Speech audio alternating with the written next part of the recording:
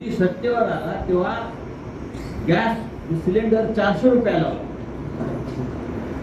आज 1100, 1200, 1400 पर्यंत गेले.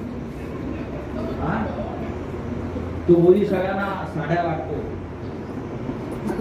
त्या मतदारसंघात त्यांनी साड्या वाटायला पाहिजे. ती मच्छरदाणी असते ना, तशातल्या साड्या मच्छरदाणी म्हणजे 500 रुपयाची साडी असते, 100 रुपयाची साडी देतात, 500 रुपये लावतात. तिथे सुद्धा पैसे प्रत्येक ठिकाणी भ्रष्टाचार. आणि सांगलीमध्ये भ्रष्टाचार काय आहे या लोकांनी केलेला ते लवकरच जाणून घ्या.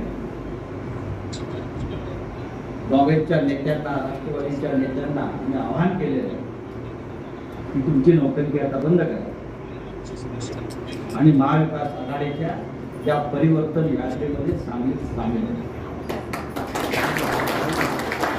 नाहीतर लोक तुम्हाला सांगलीतून माफ करणार नाही. इतकंच मी आपल्याला